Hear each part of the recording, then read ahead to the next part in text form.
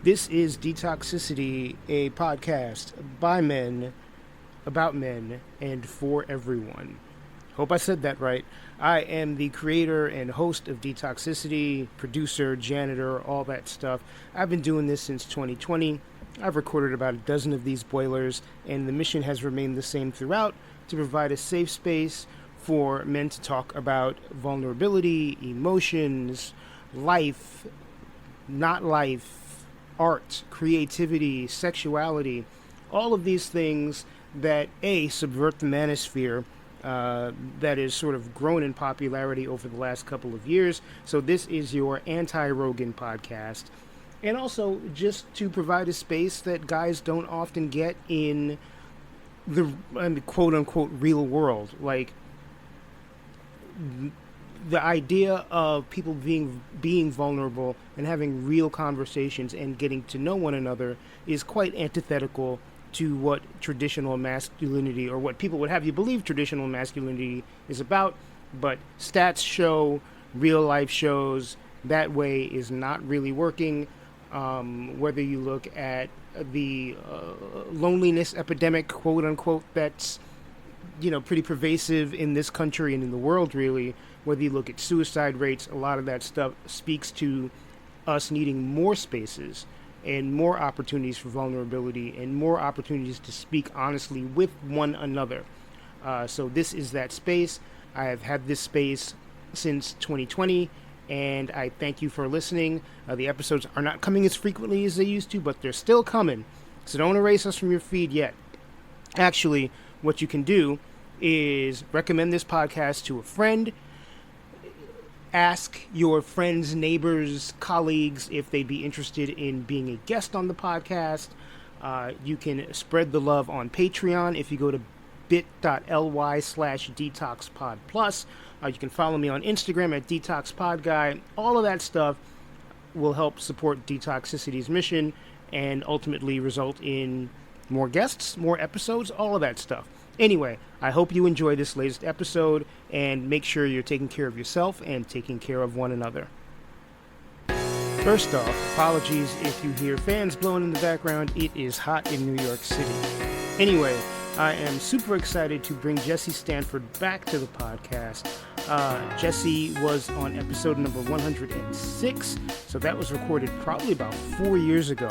And back then, he was living in Brooklyn and working as a teacher and making music under the name Lesser Sparrow. Well, a lot has changed in the last couple of years. Jesse has packed his bags and moved out to the burbs, and has sort of backburnered the musical situation, and also left the teaching profession, and is now going on a career path that is similar but different at the same time. I don't want to give too much away at the top of the episode, so I will let you listen and find out what Jesse has been up to in the time since we last spoke. Doing this episode was a lot of fun. Jesse came over and we did it in person, which was really nice, especially because he doesn't live right around the corner anymore. So Jesse might be one of two people that I've actually interviewed for this show in person more than once. Shout out to Luke, who I think is the other person that fits that bill. Anyway, Jesse's got a lot to say. We had a great conversation, and I'm going to shut up and let you listen to it. Testing. We can hear you. All right. How do we want to start this? Because you've been on before, but you haven't been on in a while. It's been a while. It's been a few years. It has. Thank you for having me back. Thank you for coming back. And We're doing this in person, which I don't think we did the first time. No, we did, actually. We did? We did. We did it right after, like, the major lockdown was sort of lifted. We were certainly, like, still very much in it. Right. But I want to say it was 2021. It would have had to have been 2021. And we lived near each other, and I might have been like the first person you'd had in person since the pandemic. But it was still we're all, right. Yeah. Randomly wearing masks on the street, taking them off in the restaurants. None of it made any sense. Yeah. But yeah, no, I was at your other place. So you might be one of the few people that I've done multiple in-person episodes with. So you're in rarefied air, Jesse. All right. All right, reintroduce yourself for the folks listening.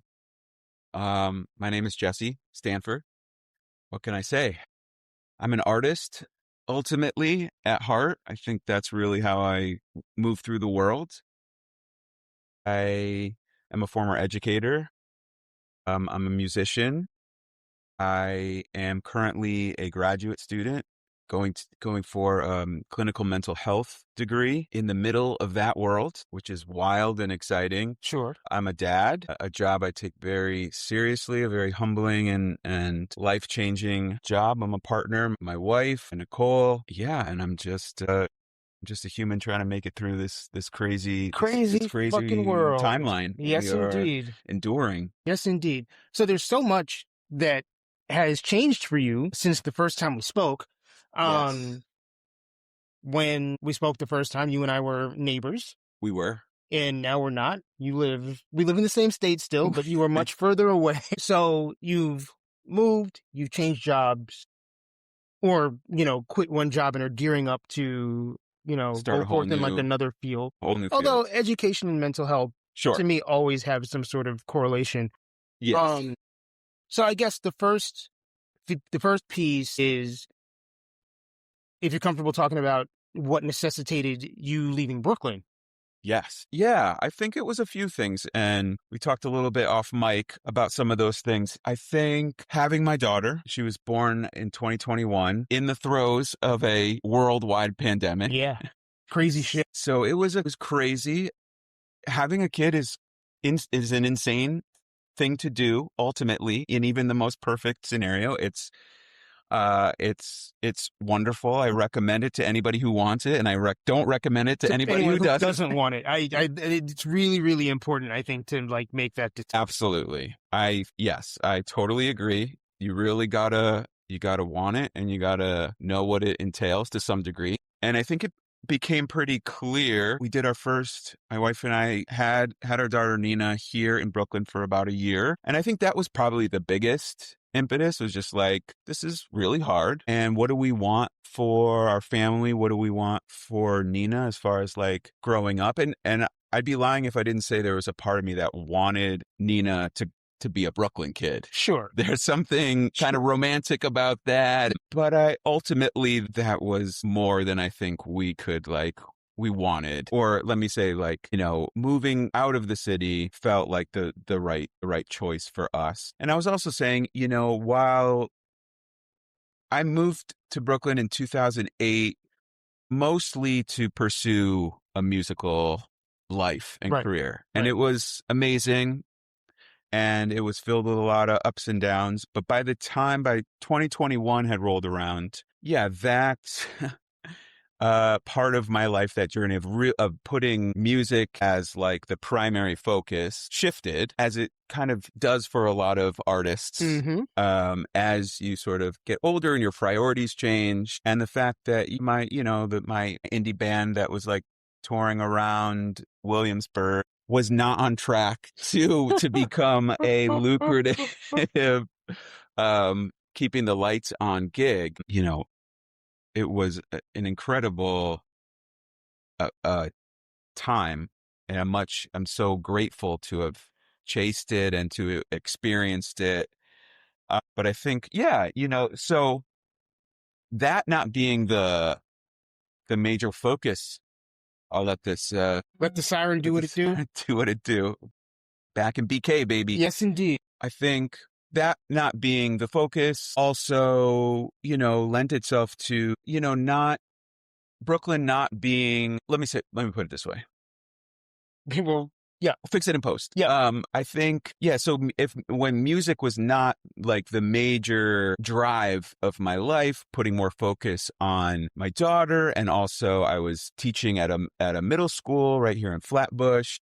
When those priorities changed, like I wasn't being in the city and wasn't as important. And, like we were saying, I think a lot of people are willing to deal with a lot of the difficult things that living in a city, particularly New York City, deals you every day, every hour in some cases. Yeah, for sure.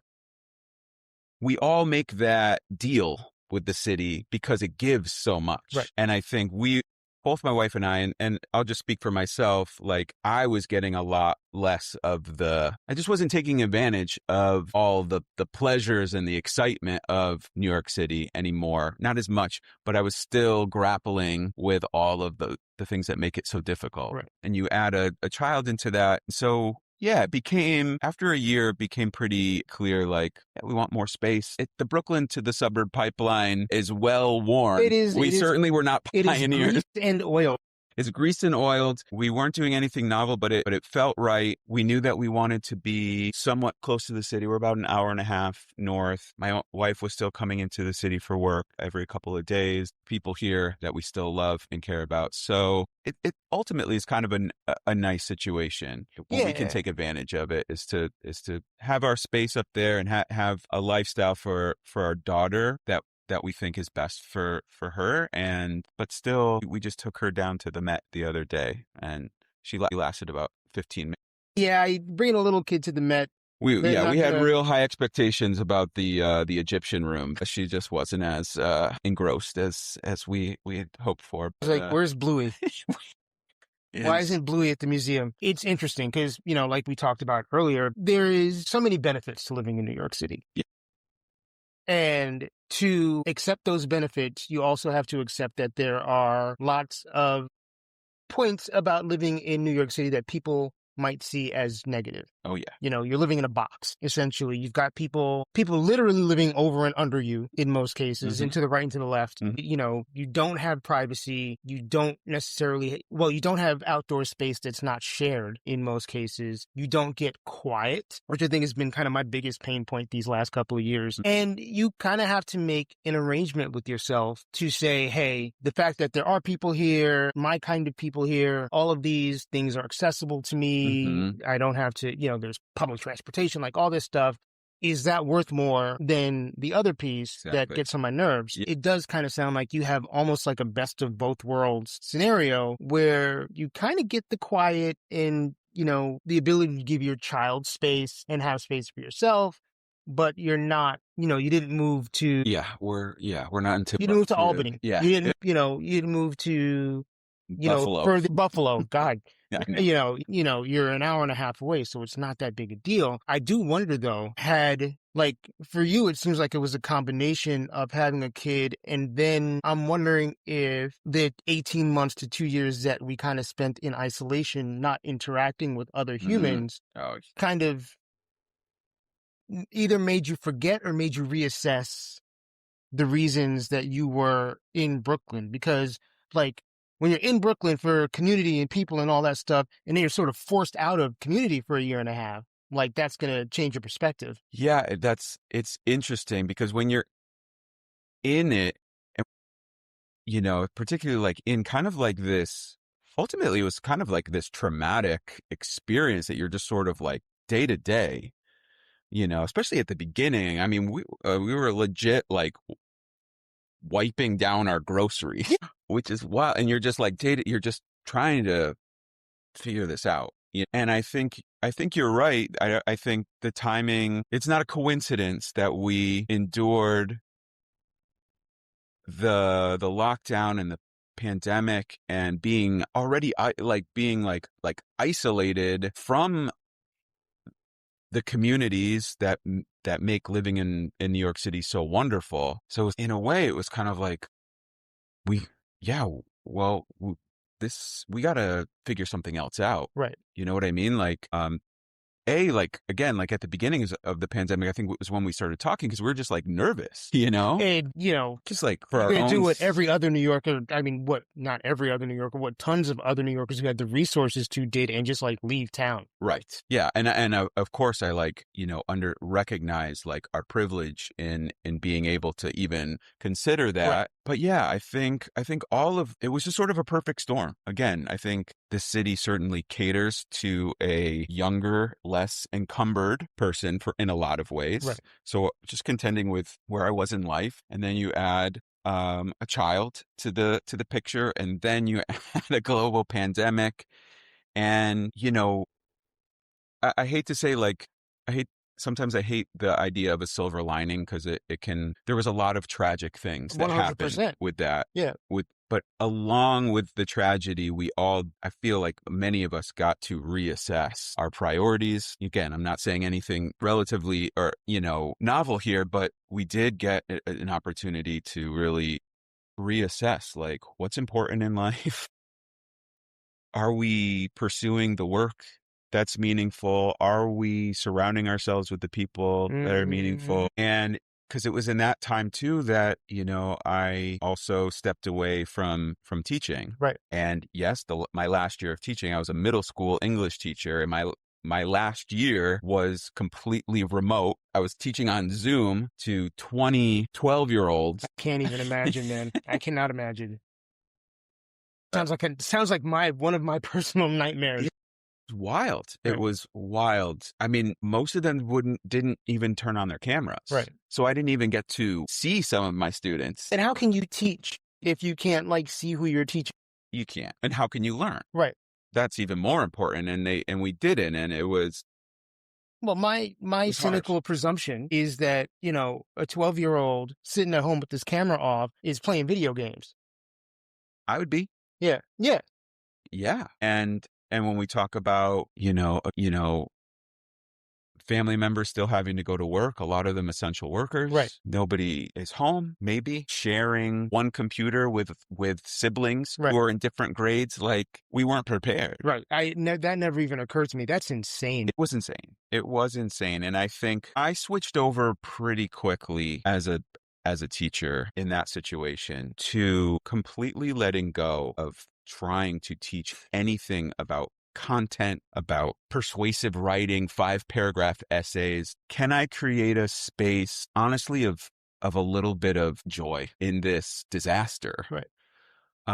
Where we can, obviously I still had to follow a curriculum, but I wasn't going to sweat a lot of this stuff. And that was, you recognize these learning opportunities in the face of really difficult times. It was sort of changed my mind about education in some ways too, where I was in the past, I was like, okay, I got to hit these points and they've got to be able to do this and, fulfill and me as a teacher, I've got to I'm being judged and it falls in line with the way that the pandemic sort of allowed some breathing room for us to be like, what's really important? Right. And right. yes, obviously literacy and the ability to write and express yourself is huge. And that's always in that role what I wanted my students to be excited about these things.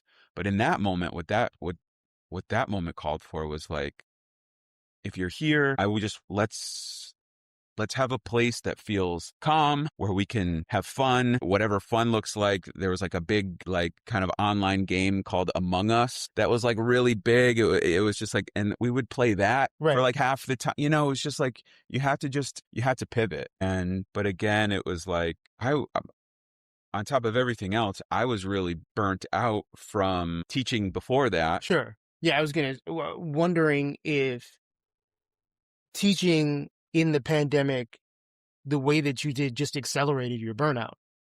Yeah, it in some ways, it was interesting. In some ways, it did allow for some breathing. Okay.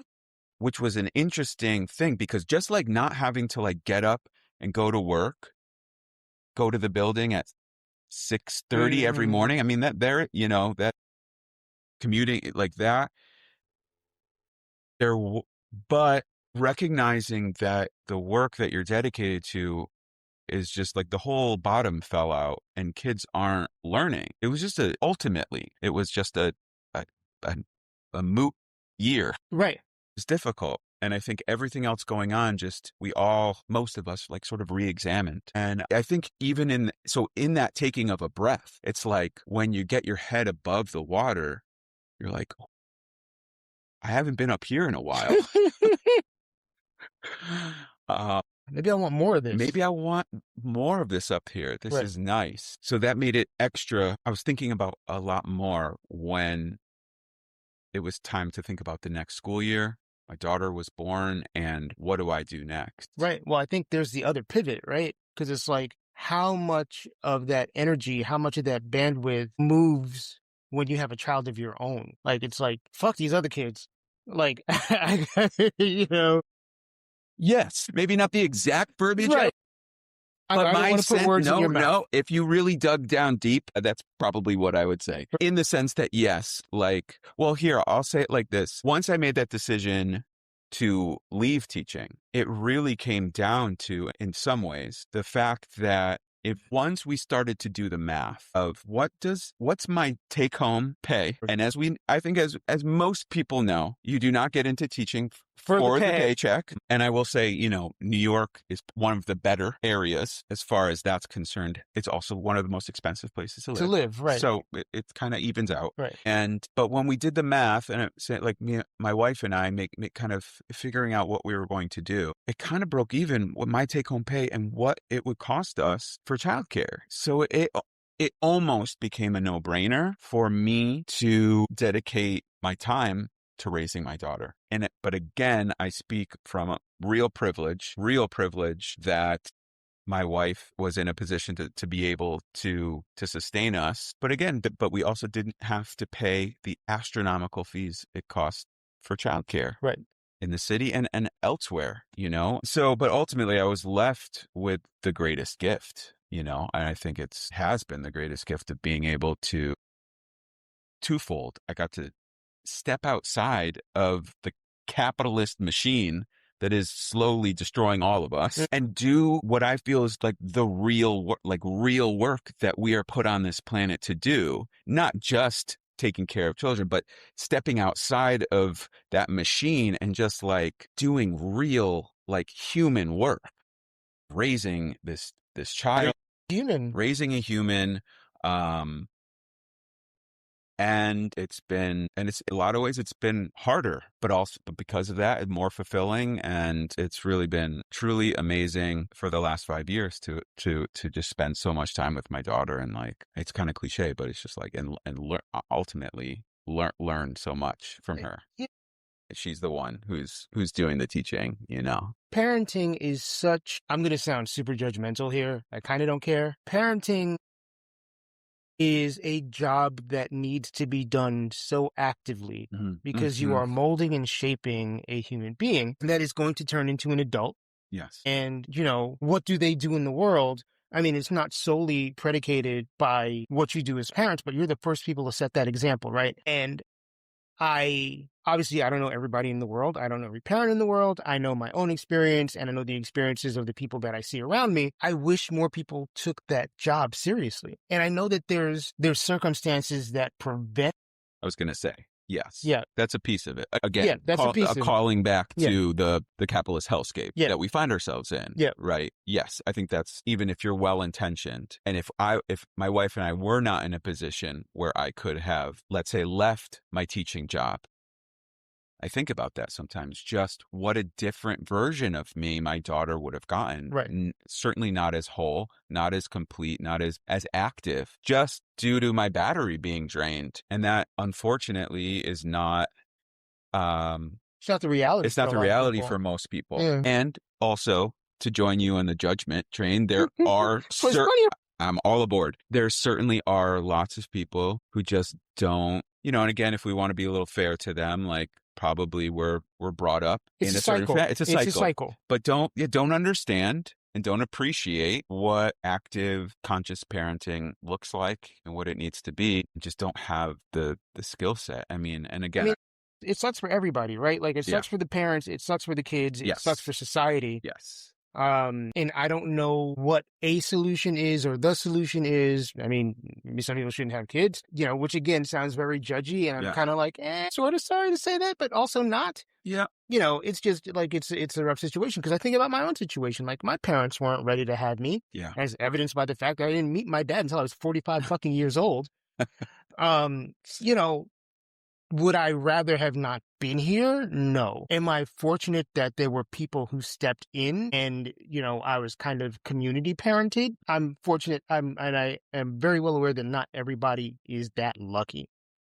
But at the same time, and I'll give my parents a little grace because they were young people and didn't really know any better. Yeah. But, they put some thought into, are we in a good place to, like, have a kid right now?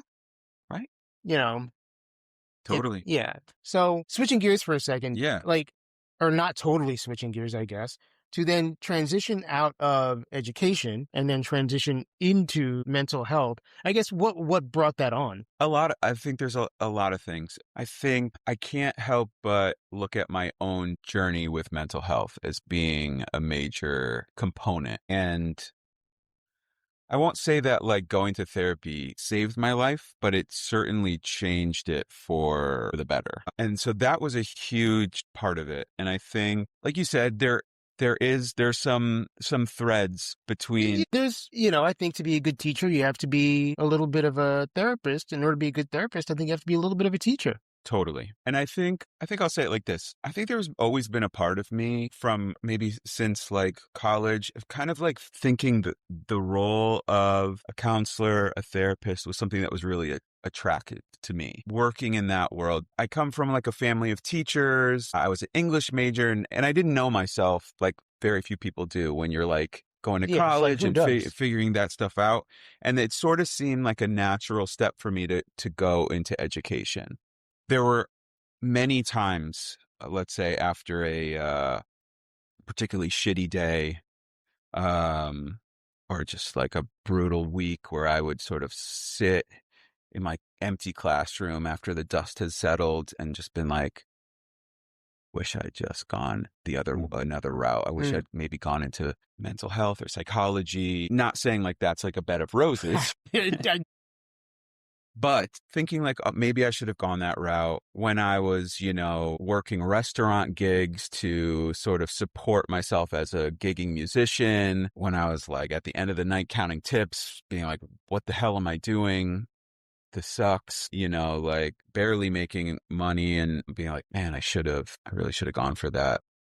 Gone in that other direction. And even as like a dad, bringing my daughter for the 10th time to a playground and just being like, I should have maybe gone this other direction. I think now I'm recognizing as I've like kind of made that decision, now I'm in school for it.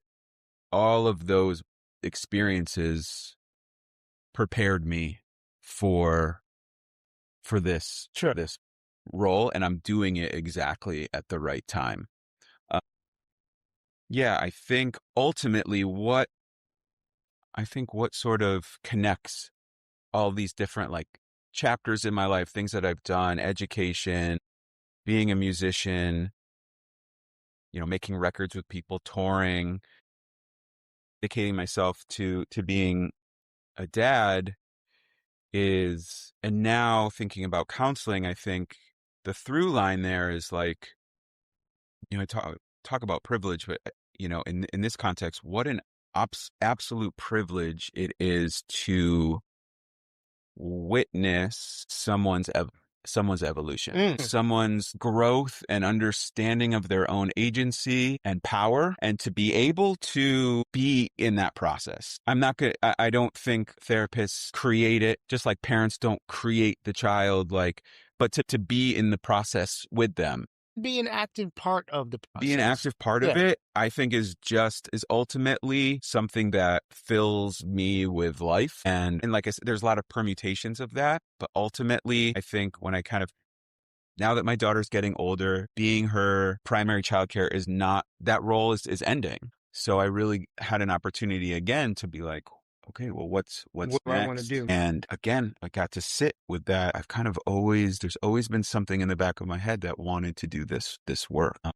Again, living in such a traumatic Chaotic? hellscape, chaotic timeline that we're in, it's really easy. And I fall victim to this too, a lot of like feeling like I'm not doing anything to help this. I'm not saving the world enough. You feel helpless. You feel helpless. Yeah, I go through that quite a bit.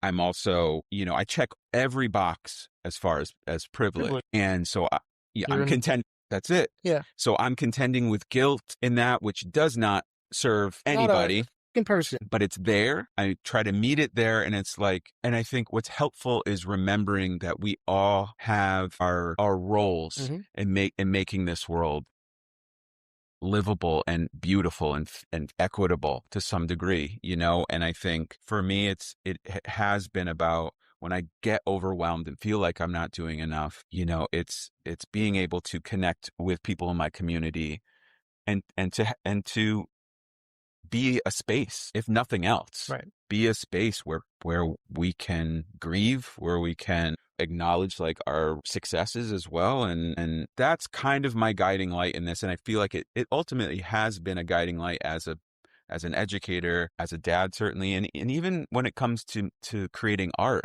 I think that's in there as well. It's just connecting with people and being vulnerable and sharing, Right. sharing, that's how I can ultimately sometimes share the hard stuff, is to like write a Write about poem it. about Yeah. it and, Yeah. and play guitar and try to connect with people. It almost feels like as if I'd a premeditated storyline to get here. It certainly wasn't. I mean, it It doesn't never sound, is. yeah, I mean, it doesn't sound premeditated. It sounds like you just kind of hit a few inflection points. Yep. And, we're fortunate that those inflection points landed you in the direction that you probably kind of wanted to go in all along. But, Yes. you kind of zigged and zagged a bit. Absolutely. And I certainly am contending, especially as a beginner. I haven't even seen one single client yet, Yeah. though I started an internship in the fall. So I'll check back with you. Yep. But I'm contending with almost on a daily, if not weekly basis, with imposter syndrome. Easy for me to say, but fuck that. Totally. But what I will say is that, again, going back to this sort of story of like ultimately being grateful that I had all of these experiences beforehand, I'm getting really good at acknowledging the part of me that feels like I'm being an imposter, and like, who do I think I am? Sort of recognizing that voice, sort of thanking them, that voice, kind of like, I see what you're trying to do. Because ultimately, you're just trying to protect yourself. You're scared. Right. It's fear. Right. It is fear. And you can back out of this. You didn't graduate yet. We can just like figure something else out, because it is scary.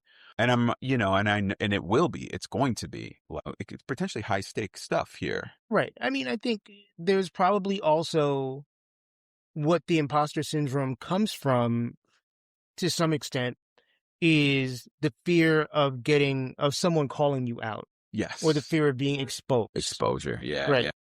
And You don't know what you're doing. right. And I think in situations like this, where you're, whether you're a therapist or a social worker, any kind of mental health professional, Right. getting called out for being incompetent is kind of subjective, because There's no right or wrong answer. Right. When I first started doing therapy 20 years ago or whatever it was, it didn't occur to me that chemistry was something that played a part in that process. Yeah, like neurobiology, Right. all that stuff. Yeah. It's like, I've said this a few times before, it's like dating, right? The client and the practitioner have to have like a chemistry match. The vibe's got to be there, man. Right. The vibe's got to be there. And the vibe's not being there doesn't mean that you're a bad client or they're a bad therapist. It just means like this situation isn't right at this moment. Mm-hmm. So I think kind of having that in the back of your head will maybe like pull the imposter syndrome back a little bit, but it also sounds like you kind of already aware that it's there and you know why it's there, and Totally. it's not that. Yeah. I mean, I feel like there's always going to be a piece of it there. I think that's just natural. And I'm Right. sort of like making amends and friends with that part of me. That's what you got to do. But ultimately, I think, that's what's important. I think, and that's hopefully something that I can pass on to future clients, is to ultimately like recognize those parts of you that come out. And I think a lot of our inclination is to shame ourselves, right? And is to like kind of beat ourselves up about why do I feel this way, or why am I like this? But I think recognizing where those feelings and those thoughts come from, and just like talking to those parts, and sort of acknowledging like, I see what you're trying to do, which again is like to keep me safe. But I got this, Right. And again, I'm coming from a place where I experienced that as a young teacher, and I worked through it. So, Sure. I've been up on stage in front of people, like, so I have these built experiences that I think ultimately I feel ready enough to contend with the inevitable, like, who do I think I am? Giving, helping people through this. I'm constantly struggling. I'm going every week to my Right. therapist, struggling with things that we all do. But yeah, I think you have to like sort of trust. We all have to sort of trust the things that are intuitively pulling us in certain directions and lean on our experiences and yeah, and kind of follow that. That's important. Do you know yet if you will have a specialty or like a focus? Yeah, I mean, I'm certainly like in the process of figuring that out, Okay. which is kind of like what school it should be to some degree. And I do sort of feel a pressure. And also, there are so many fucking like modalities and types of A million. therapy. It's kind of ridiculous. I'll be honest. Um, There is a real pressure, it feels like, to figure that out. Because again, I feel like so many things come back, at least for me, to like if there's a problem with something, and you follow it back enough, and it's like capitalism, and the therapeutic profession is not outside of that no, realm it's not immune to at that. all. Oh, yeah. And so it's helpful when I recognize like this pressure of figuring that out, and like what's my specialty. A lot of that does come from this need to like market yourself. Mm. That's not to say that there aren't schools of thought that I think are really useful and helpful, but I think where I'm at right now is a lot of people who I know, who I'm telling I'm going back to school for mental health and I want to be a counselor, their natural assumption is, oh, you're going to be a school counselor, oh, you're going to work with kids. I get that a lot just because they know me as Right. Getting as your a teacher, a background. middle Right. school teacher, taught almost like since college. I've been like teaching in some capacity. So I get it. And that's ultimately, I actually don't feel that way. I do feel a pull to work with adults, but I think I came to a kind of an interesting realization recently that a lot of the work that I did in therapy for my own personal growth, and that I think, like I mentioned, kind of in some ways inspired me to do this work, Mm. was connecting to my inner child, connecting to a few different inner childs. I feel at like different ages, Sure. particularly, but I would say most pointedly, like 13-year-old Jesse.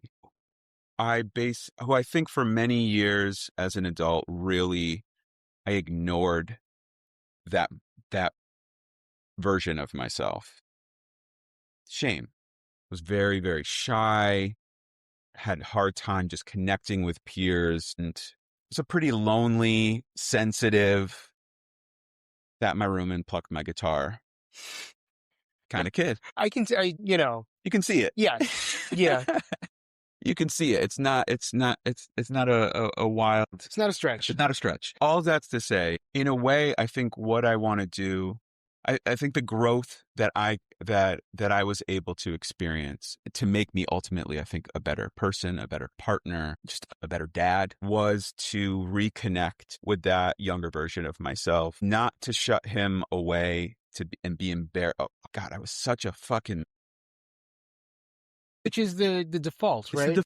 Yeah. absolutely shame, and instead reconnect and forgive, and to also like show this younger version of myself the life that I have now and bring him into it. And so in a way, what the kind of work I want to do is, yes, I want to work with adults, but I think I also do want to work with kids. I want to work with adults who are struggling to connect with the younger versions of themselves Mm. that might, and because they haven't, or because they have experienced trauma on whatever that scale might be in their childhood, it still shows up as adults. It still colors their decisions, the way that they behave or don't take action in their life. And so it was kind of this cool epiphany where it's like, no, I ultimately, I want to work with adults, but at the same time, I want to sort of open myself up to working with adults who particularly have childhood trauma Right. to some degree, and reconnecting with those kids, because they're beautiful kids, and they have to like work with that to try to make their present experience full of joy. I love that. And, so much of what you're saying is resonant. I do think that, like, I can't speak for everybody. Again, I can really only speak for me, but there are certainly behaviors that I've exhibited throughout my life that I can tie back to experiences from my childhood. There are things that I still do today, like my procrastination. There's Yep. a ton of stuff that I can tie back to childhood, and specifically to like traumatic things that happened to me, in my childhood. And like, I'm not a unicorn. I can't be the only person who can tie these things back, very neatly. And I do think that if more people took the time to notice habits or notice trends or notice just things that they do in their life that continually kind of come back around and are pain points, and like pull the thread and trace it all the way back, can kind of find the genesis of that trait or that characteristic or that habit. Yep. And I don't think you can work on it until you recognize it. Absolutely. Yeah. That's the first. Yeah, I mean, you can't work on something unless you know what it is. Totally. I think the paradigm of self-reflection and therapy in general is shifting. A lot with like our sort of like elder millennial generation, a little bit of Gen X is there too. With just like, wait a second, like let me reflect, which just again, to speak kind of broadly and in bigger strokes, just wasn't as available to older generations. Right. And so in our willingness to reflect, we are we're unveiling these patterns, because that's what we humans are. We can be very robotic in just like the ways that we think and get comfortable and do things, and then they go unchecked and they become habits that become our personality. Yeah. And then we build these narratives around them, and there's stories that most likely have nothing to do with the actual truth. It's this huge thing, man. It's like we do these things and we don't think about them. But if you stop and you think, like, why do I think this way? Why do I do this thing? Why do I treat this person this way? Why do I believe this? And if you like just follow it. It's a lot of work to untangle it. But I do think the work on yourself, like whatever the process involves to become a better version of yourself, whatever the fuck that means. Right. Like, it starts with kind of going back and untangling those knots and questioning like the whys. Why do I think this way? Is the thought process that has led me to this belief rooted in reality, or is it just something that I've been taught, without any practical application, Absolutely. Yeah. Yeah. And then on a bigger scale, I mean, I think I'm certainly experiencing, and again, I think many of us are experiencing right now, on so many levels, a untangling of beliefs, a deconstruction, reckoning. Not only have I been sort of just checking the way I think about things, connecting to younger versions of myself, I've been sort of forced in some ways, but I've been very open to what is it? I'm challenging everything. What does it mean to be a man in this culture? What does it mean to be American? Come to the right podcast, Jesse. This is it. What is it? All of it. I'm also contending with, what does it mean to be Jewish? Right. I was raised in a Zionist synagogue. I went on birthright. I went to Israel. I was fed a ton of propaganda, both as an American and as a Jewish person. Right. And challenging those things is heartbreaking, empowering, infuriating. Could be all of those things. I'm sort of left with, in sort of what sometimes feels like the rubble of deconstructing all this. I'm left a little jaded, a little frustrated, like, why do I have to reach like 35, 40 years old, and now I have to really like unlearn all this shit that was just shoved at me that I just took.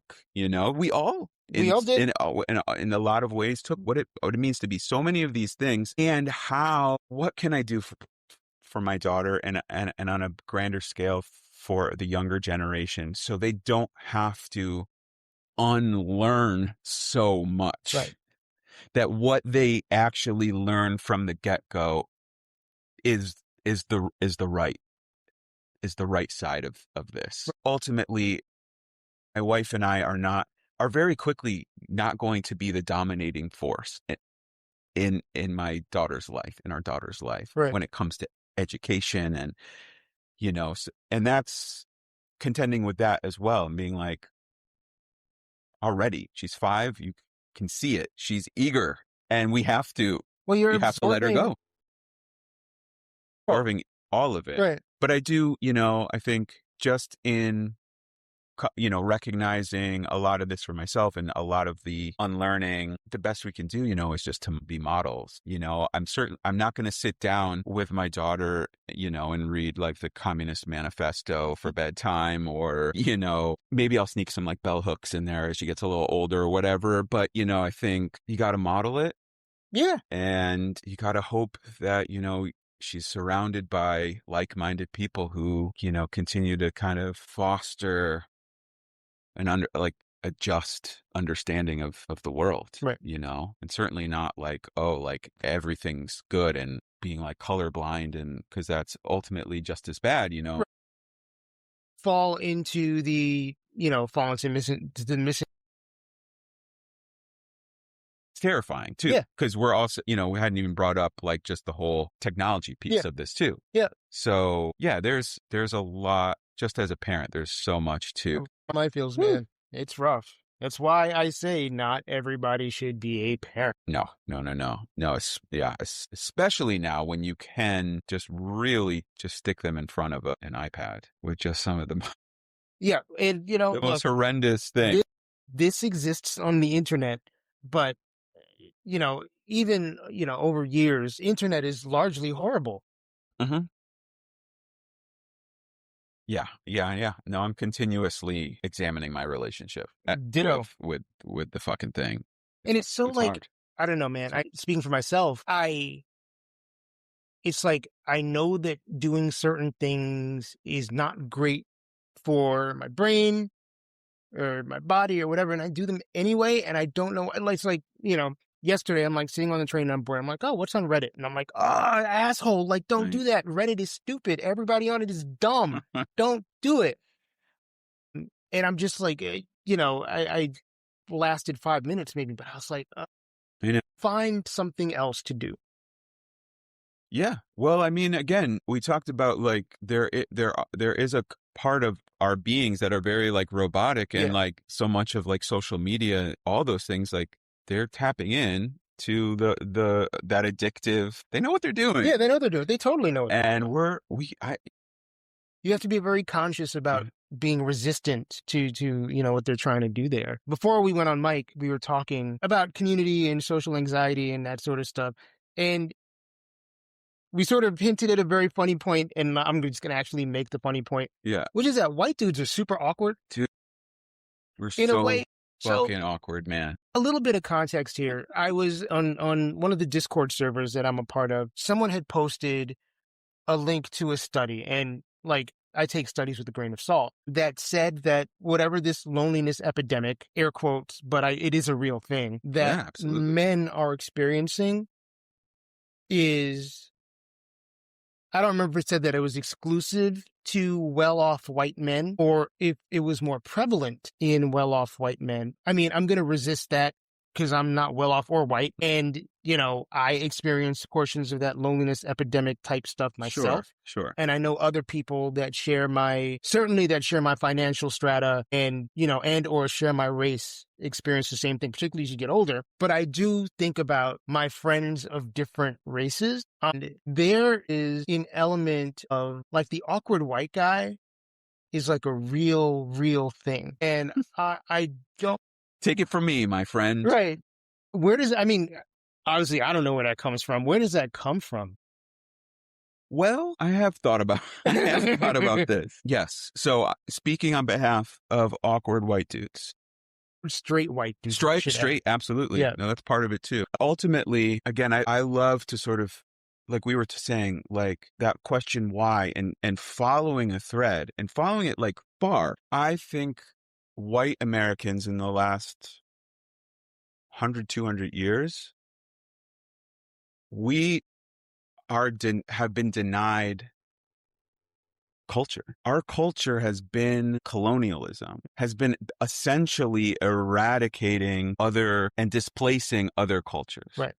Okay. So I'm talking about something really big here in response to awkwardness, but I do I feel like it's an important grounding, and it's something that I feel like I grieve because I feel it. I feel this wanting to belong to community and to culture, that if I go far enough, like there are pieces far enough in my history that had that, but ultimately I think not being rooted in like a definitive culture. Like, what is white culture? Like, there's Is no white such culture. thing. And I think it creates, and again, I'll also go to capitalism, which is part of that. Right. That is the culture ultimately Right. that separates us, that puts us in our little nuclear families, in our houses.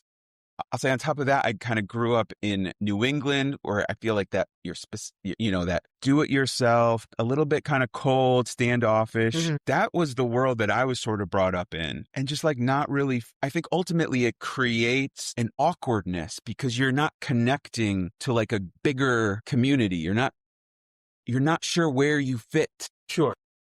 That See, my argument, and I realize that this is kind of a bullshit argument, would be that you fit everywhere, or you can impose your yeah, being. you're right. In But it's lonely at the top. right. There's nothing. Yes, you're now sort of, you're sort of comfortable, and it's about like displacing like all this discomfort, and you can kind of walk where you want to walk and not feel, but there's no real connection.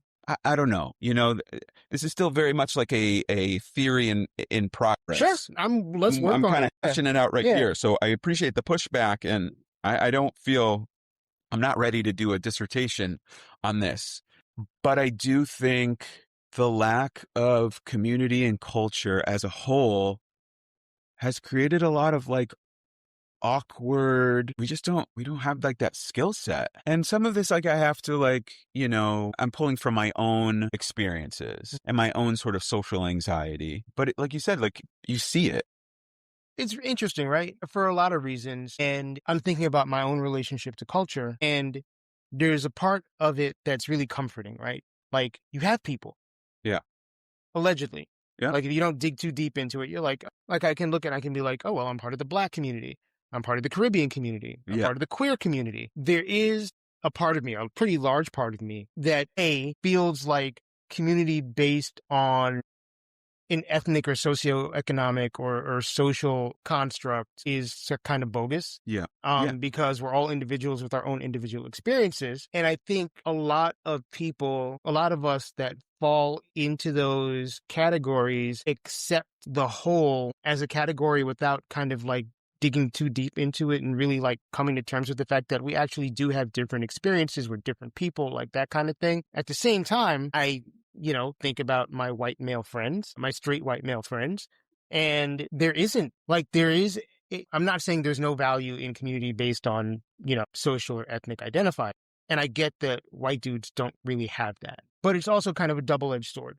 Right. Because it's like, okay, on its face, sure, I have all of these different buckets I can go into that are supposed to like embrace me and like be the safe port in a storm and all that stuff. But the reality is not necessarily the case. Sure. I mean, I think that's true. Again, I think it's tricky when we're talking like in broad terms. Yeah, the picture. But, I think the other piece, which is in the same ballpark, is again, thinking about like, all right, well, why do I feel awkward, particularly around other guys, other white straight guys? Right. Because I do, when my wife is Latina, she's from Puerto Rico, and most of her friends are Latina in some way. And I feel so at peace and so great in my skin. But then you put me in a group of like white people, and I feel like my awkwardness gets like brought out of me. Right. It's really interesting. I think one thing that is part of this equation as well, especially when we talk about men, is just, I think we all we're human. So we want to express love and passion and care and all of these just human things. But we've also been trained and taught that we can't express those feelings. Right. And if you've got all of this stuff inside of you, I want to express my love for you as a person, how much I care for you. And again, I think we're moving in the right direction as a society slowly, although there's a lot of things that are pulling us back. Yeah, right. But still, ultimately, men have all of these real human emotions inside them that they do not have access to. Right. And so when you've got all that going on inside of you, but you don't know how to express it, you're going to be fucking awkward. I mean, that makes so much sense. You know what I mean? It's just like there's like a tornado going on, but patriarchy says like, you can't express these things. I certainly wasn't modeled them, going back to like a big part of what a parent and what elders should do is just lead by modeling. Right. All of the I didn't see adult males, including my father, like, hugging, telling other men that he loved them. Sure. It's just like, it's not, and it's even rare now, particularly in the straight white male contingency, Again, I think myself and people I'm close to are trying to push against that, but it's those roots are really deep, and those are really hard traditions, Puritan traditions that are imprinted. You can even argue are in our DNA, and they create an awkwardness. We don't have the practice. We haven't built the muscle to feel comfortable. And then if you put me in a room with my wife's friends, a lot of them, they do have the muscle, and they can bring it out, and then I relax. Right. But if I'm in a room and everyone is like, I don't know how to socially be like, expressive and comfortable, then it's like this feedback loop of awkwardness. Right. And I feel that so much. And it's probably the biggest thing I miss about living in the city, because there's just, and it's also the biggest reason why I moved to the city in the first place. Right. I actually didn't know that at the time, but when I really think about what brought me here, it was to finally find people that I felt comfortable with and connected to and could be myself and let go of that awkwardness. So it's interesting. I'm still working out the kinks of that, but I feel like I'm hovering around it's toxicity, man. Yeah, I mean, and we've got it back. Like, the first step is always like acknowledgement. There are so many people out there who don't even know what they need. Totally. What they've been taught or what has been taught to them. The courage to right. Right. So the first step is like acknowledgement. The second step is doing something about it, right? Like getting the courage, like you said, to like go out and, okay, here's something that I've discovered that I want to work on. Now, what do I do and how do I work on this? How do I make the effort? But yeah, I mean, I'm so glad that you kind of put that into words for me, because like, it's almost a trope, like the awkward white. Yeah. I live it. Yeah. Yeah. So I guess in terms of community, because I think one reason like we're having this conversation now is because like you called me and you were just like, hey, let's talk. Like, this is the first time we've talked like face to face or voice to voice in a while. Yeah. Like we never fully lost touch. Like there is Instagram and kind of whatever. Yeah. But you are trying to be more intentional about staying connected. Yeah. Yeah. I mean, it's an interesting segue there, because it really is me in a lot of ways contending with the acknowledgement of my own awkwardness. Right. And it's like, there's consequences for myself and for the people that I care about. Right. And you lose connections, you lose touch, or you don't make those connections in the first place. And therein lies the male loneliness epidemic. You're losing people, and you're not finding those people to begin with. And a lot of it is, it's a skill. It's a skill set that I think it is a sort of a natural skill, but our current society is almost designed to limit those skills. Mm-hmm. Because what happens when we can't connect with one another? We don't create community. What happens when we don't create community? Then we can't come together to push back against all this fucking insane shit. Every day, we think it can't get more insane, and we still are struggling to mobilize. Because we have been disconnected from one another. And I think white people in general are the most disconnected, because we've never had to band together to fight for our identity. Our identity was presented on a silver platter from day one. We never had to assert and come to terms with our personhood, right, in a lot of ways. Again, broadly, but not to speak for you, but as a Black gay man, there's so many experiences that you must have had to connect to yourself and your identity and to fight and to stand firm that I've never had to do. Right. It's just all been a boulevard of unbroken green lights. Let's go, baby. But where's the struggle? You know, again, in bigger terms, where's the struggle? Of course, we all have our struggles, but in a bigger sense, Right. like the privilege there. And it's like, so not having to really struggle and find my personhood for white men to find their personhood. And ultimately, I think that's why so many people are scared and offended. They're scared and offended of people who are living their realities, their true selves, who have found it, right? And what does that say about them? I don't know who the fuck I am. I'm just this awkward dude who hasn't figured it out. And I don't know what to do with that. So I'm going to like hate you. I think that's totally what it is. It's sad. And I mourn my place in it, even though I've been able to not subscribe to it and to, you know, it's sad because I do think not that many generations removed I was more a part of a culture that meant something, whether it was my Jewish Russian roots, Irish roots. Again, the Irish were like a really, you know, marginalized, persecuted group that ultimately came to the United States and had to take on whiteness so that they could survive and let go of their culture. I mean, and what do we Jews have? Fucking drinking beers on St. Patty's Day. They fucking jump around by House of Pain. And I'm shipping up to Boston by the Dropkick Murphys. That's it, man. Yeah. You know, you lived up there. I lived there. I did. I did. So yeah, that's not to say like, of course, you know, I feel like I have to have little addendums to everything. Of course, we all as white people have our connections to real culture and we create our own culture within our families and our friends, and those are all beautiful things. Right. And it what helps so many of us thrive and be good people in this world. But again, as a whole, I think we have to contend with like these larger systems that have separated us and have not allowed us to really come into our own personhood in a lot of ways and create just really ugly, sad, unhealed kids. Yeah. I mean, that's kind of what it comes back to. You know, and, you know, I guess examining yourself and helping others examine themselves is for me, it's at least where I'm trying to find a place.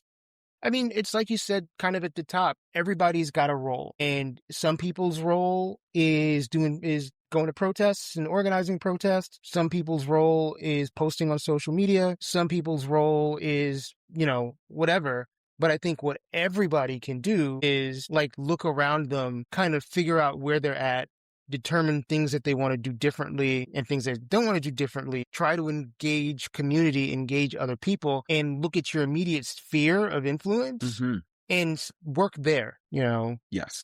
You're in a neighborhood, you know, participate, do whatever, you know, whether it's mutual aid, whether it's fucking smiling at the immigrant lady behind the counter at the supermarket. It's engaging people in conversation. It's having difficult conversations sometimes. It's, you know, drawing a line in the sand with, you know, family members who might, you know, be problematic in certain ways. Like it's all of those things individually or collectively that move the needle. Like, you know, as individuals, we can't change the world, but we can change our.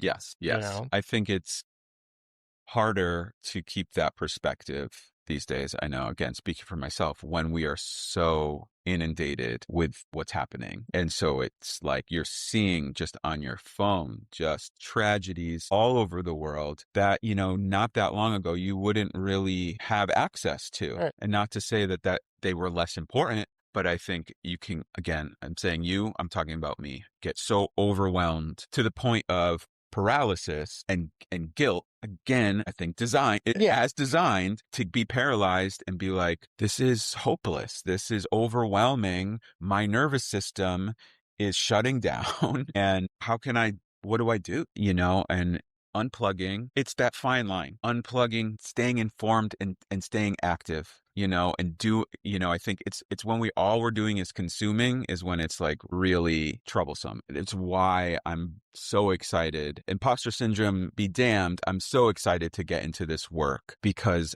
I'm gonna be forced out of as the amount of consumption and back into action, working with community members. Because if you're just taking all this stuff, you're going to do one of two things. You're either going to get really fucking overwhelmed, or you're going to get so overwhelmed that you disengage completely. Yeah, exactly. And I found myself in those places a lot, because it's easy. Again, it's designed to sort of, it's all right there, and it just sucks you in, and I feel compelled to witness it. I feel it's almost a moral obligation. I need to see this. Right.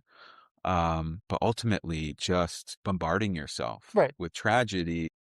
It's important to be aware, but it's also important to live your fucking life. Yeah, absolutely. Absolutely. And another piece that I'm reckoning with too, self-disclosure, is just like trying to not feel guilt in the experiencing joy. I got to go on this really amazing vacation recently, and it was filled with joy. But I recognized that in the back of my head, there was something that was like, you're not allowed to fully embrace this. But you know what? There has never been a moment in any of our lives where there was not an atrocity being committed somewhere. True. Like, it's never happened. Anyone's lives in anyone's in history. Ever. I know. Yeah. I mean, it's true. Right. It's true. I mean, and I'm not saying ignore the things that are going on in the world. Maybe a year ago, I was sitting in watching a panel discussion, and the person that ran the panel said something that really made sense to me. She was like, I'm not going to say that things are worse now than they've ever been in history. I'm going to say that we have access to see more things than we had at any given point in history. And I think there is an argument to some degree. Just again, we're all gonna see our current life as the worst, because we don't have hindsight in the moment, right? But Jesus Christ. Just as far as like leadership, let's just take that. But no, it really does come down to the access that we have. Yeah. There's a big difference between opening up a newspaper and reading one story about something that's going on, as opposed to watching 50 different people make their point about the same thing, watching videos from different camera angles, all in the span of like 30 minutes. And we haven't evolved to be able to handle that shit. We shouldn't. We shouldn't, dude. No, it's bad. But you can hold joy and sorrow in the same cup. Yeah, I'm going to steal that one. I mean, I'm learning it too. No, it's hard, because we live in a very binary world too, where it has to be like, I can only feel one or the other. This thing or the other thing. Yes. Only. And I think what I'm trying to work on is just what to do with particularly like the sorrow and the grief, and being able to feel it, but to not let guilt and inaction be the final resting place of it, which is like a place I'm more than like to admit. I sometimes feel like I let it rest there, that hopelessness, that guilt. And it's like, okay, but now let's turn it into some kind of action. Whatever it is, like you said, there's so many different ways, and I think that's the key, But again, it takes mindfulness, it takes self-examination, it takes pushing yourself out of your comfort zone to be like, and it doesn't, like you said, it doesn't have to be always like the sexiest, most romantic thing of like being at the front of a picket line or like throwing the Molotov cocktail. Although, like, I see you, dude, who set that place on fire. Like, do your thing, man. Everybody's got a role. But yeah, I think that's what it is. It's finding your place in it and not succumbing to just like the very justifiable like grief and trauma of what we're enduring right now. And yes, having access to all of it makes it that much harder. No, exactly. That's right. So when I wrap these, I now wrap them with a question from my guest to me. So, you're the guest. Okay. You get to ask Mike a question. Here, let me think. That's relevant. Well, keeping in line with some of the things I was expressing, my interest, I can't help but like go to things I'm thinking about and working with people, particularly like in a one-on-one situation. And I would say, like, my question to you is, when you take time to connect to younger Mike, whoever that might be, even in an adult, what But let's say like childhood. What can you connect to that you can express just like real gratitude? That version of you that is like that you still carry with you, like as an adult. Like what would you like thank that version of yourself for? This may sound weird. Doubt it. I thank younger Mike for being like a combination of stubborn and ignorant. There are things that I've done, that I would say were like late childhood, early adulthood that I did because it never occurred to me that I couldn't. I think back to, as an example, I think back to moving out on my own. I moved out when I was 17. I was making $6 an hour. So making no money, but I was living where I was living. And I was like, there's something else out there for me. I need to find out what that is. I need to, some of it was just like, I want to be independent. I don't want to have rules anymore. Some of it was also like, I realized that I'm living in a very restrictive environment. I feel really fenced in. I want to go where my people are. It never occurred to me that I would fail at that. And I came pretty close to failing a few times, but I have lived completely independently now for 32 years of my life. And the fact that I have been able to like sustain a living for myself without a college education, working jobs that paid me shit money and somehow made it to this point is like, the only things I can attribute it to are like luck, kind of, luck, stubbornness, like the refusal to accept you can't do this or you can't be this or like whatever it is. And can I add an adjective that you haven't touched on? Courage. Courageous, dude. That's I what don't I'm hearing, consider dude. myself a particularly courageous person. I'm a scaredy cat. No, but think about what you're saying. That's incredibly courageous. And yeah, like I think some of that courage comes from like being a little naive. Yeah, naive is probably a better word. But still, I'm hearing courage there. And especially when you think about like thanking a younger version of yourself, like taking those steps and taking that risk and being courageous enough to just follow that feeling. Not everybody is able to do that. It brought so much. And for me, it was just like, the feeling of wanting something so bad you can almost taste it. Mm-hmm. I'm living this life where I'm at home with my folks in pre-gentrified Brooklyn, somewhat economically depressed. Yeah. In a situation where, the elder male figures that were in my house at the time had either moved out or passed away. Mm-hmm. So I was the only man in the house. Yep. And expected to handle some of the man of the house stuff, which A, you should never ask a teenager to do. And B, I just was not cut out for it.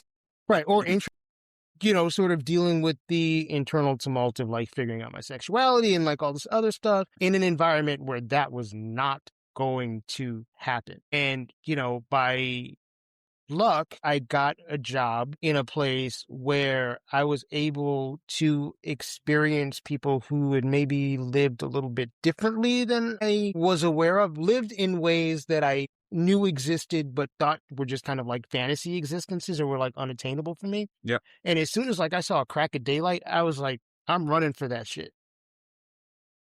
That's the thing too. I mean, when it comes to luck, I subscribe to luck, but I think luck happens when you put yourself in a place for lucky things to happen. Right. You got to be able to receive it. You got to be able to receive it. So again, being brave enough to like get lucky, you probably weren't going to get those lucky opportunities staying at home.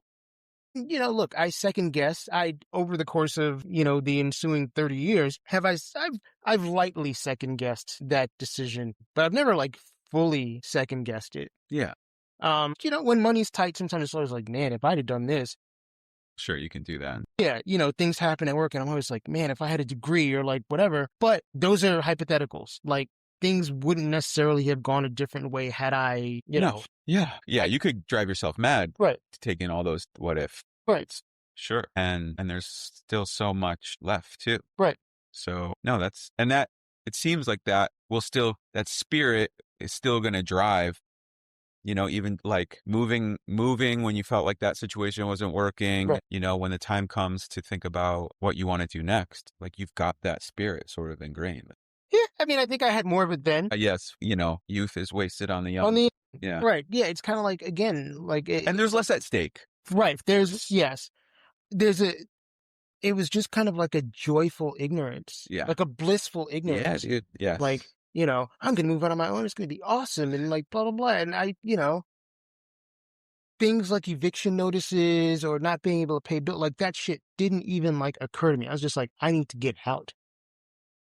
Yeah, I think now, obviously, as adults, situations are different, but I think tapping into that spirit is powerful. Yeah, I should engage with that version of myself That's a little more right. often. Yeah, exactly. And it's like, it's not like you're just going to fully just throw everything to the wind. But yeah, there is a sense of I don't know. Yeah, of just like following that intuition and just knowing like this isn't, it serves us, Right. So you had it, it's in you. You accessed it young and carries you. It's a Powerful. question I think people need to ask themselves. It's like, what happens if I do this thing? And then what happens if I don't do this? Yeah, totally. Yes. Awesome. There we go. Here we go. So first off, I want to thank Jesse for being so open and vulnerable and talking about the topics that he talked about. Certainly wish him tons of success in his new endeavor. We need as many people as possible. As many, good is not the word I want to use. As many empathetic and heart-forward people working in the mental health field as we possibly can, and the education field. So the fact that Jesse has done both, or has done one and is now doing the other, I think really speaks to his character. Jesse, like many of us, including myself, has a tenuous relationship with social media, so I'm not going to give up his social media. I think once, or if, he brings Lesser Sparrow back to make some music, or decides to make music under his own name and decides to publicize himself that way, we'll do a part 3, and then I'll put his socials on here. But if you want to know more about Jesse, aside from this episode, just go back and listen to episode 106, which was our initial conversation. Thank you, Jesse, for doing the show, and thank you for coming all the way into Brooklyn and doing it in person. Much appreciated.